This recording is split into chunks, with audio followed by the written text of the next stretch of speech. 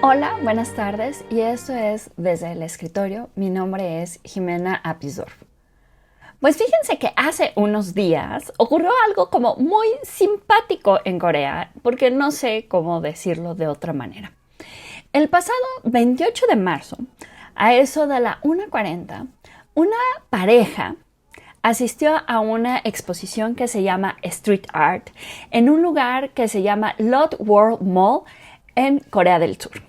Entonces, esta exposición, que se encuentra en un centro comercial que tomó muchos años en realizarse, yo creo que como cerca de unos 20 años, porque hubo problemas de financiamiento primero, luego empezó a haber delays y finalmente este espacio que se construyó es un rascacielos de 123 pisos que tiene aparte un acuario, tiene unas tiendas de duty free, tiene todo el mall y tienen como una parte centrada en arte.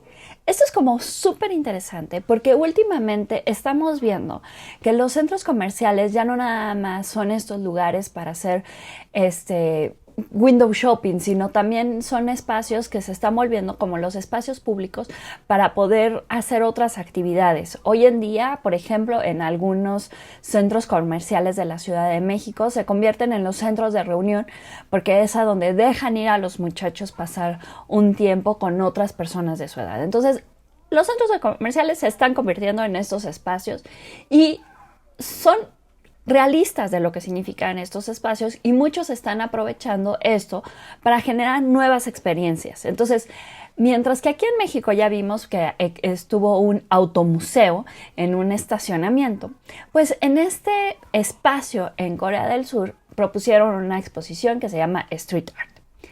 Esta exposición que trata de una colección de obras que tienen que ver con artistas de la generación de los millennials y de la generación Z, de cómo se involucran con las cuestiones que tienen que ver con el arte callejero y que hemos visto muchísimos artistas que hacen esta clase de participaciones. Simplemente pensemos en el más conocido que hoy en día es Bansky y que es muy reconocido, ¿no? Entonces, en esta exposición había una serie de piezas y había una pieza que es una pieza que medía 7 metros de largo.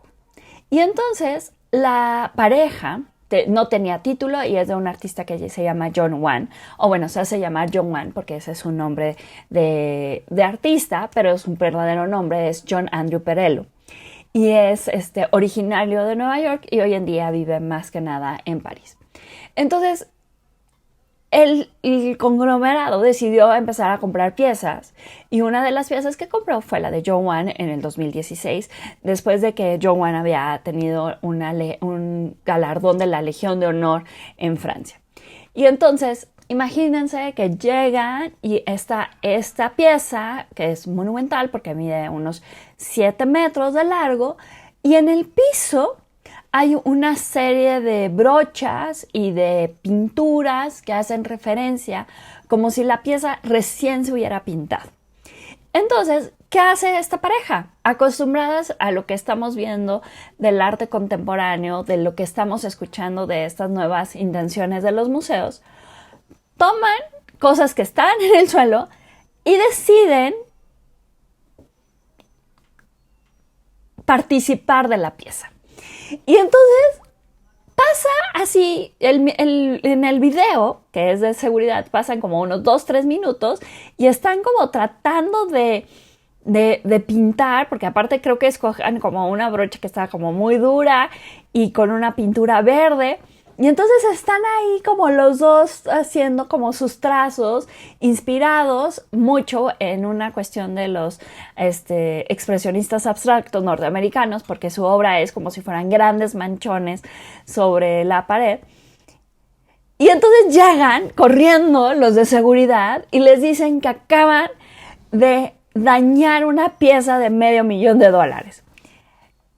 Y entonces digo que es como muy curioso que haya sucedido esto, porque digamos que ahí es cuando tenemos que ver la importancia de todas las cosas que están alrededor de las exposiciones y cómo todo nos comunica y cómo unas cosas nos pueden llevar a un resultado y otras cosas a otro resultado.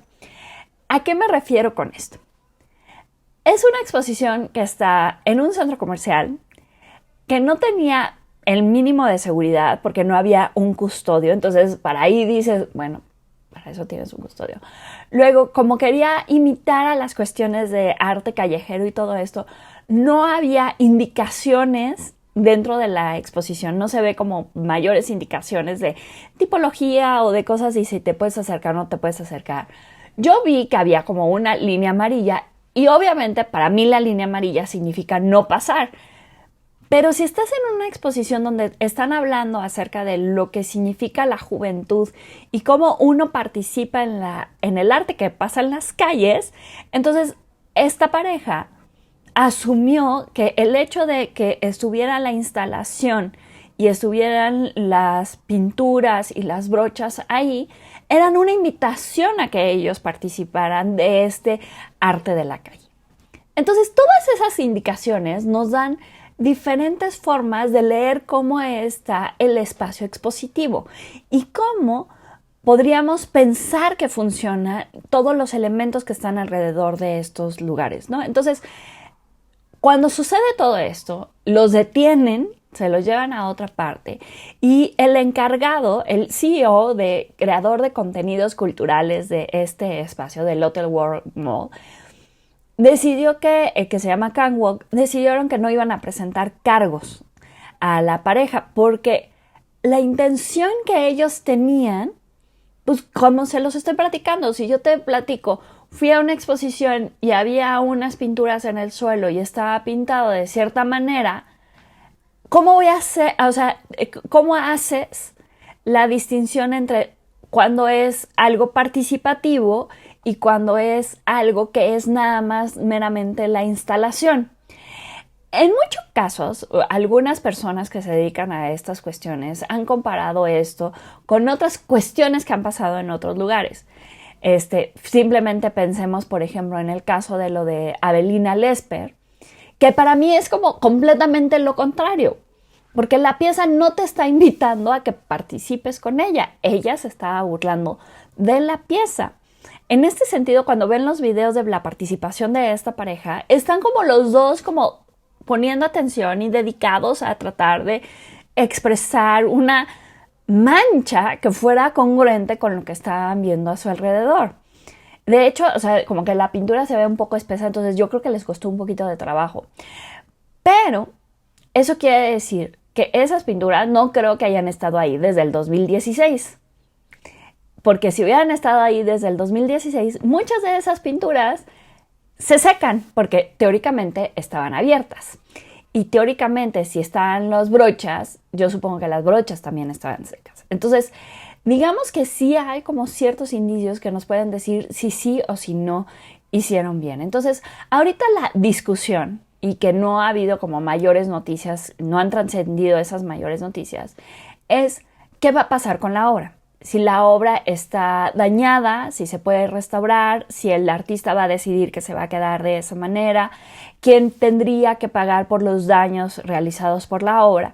Y son discusiones que ya tienen que ver con otro elemento del mundo del arte, que no es lo simpático o la nota que van a resaltar los medios de comunicación, porque ya no es como tan llamativa, por decirlo de alguna manera. Lo llamativo es cuando sucede el accidente y cuál es la reacción ante el accidente.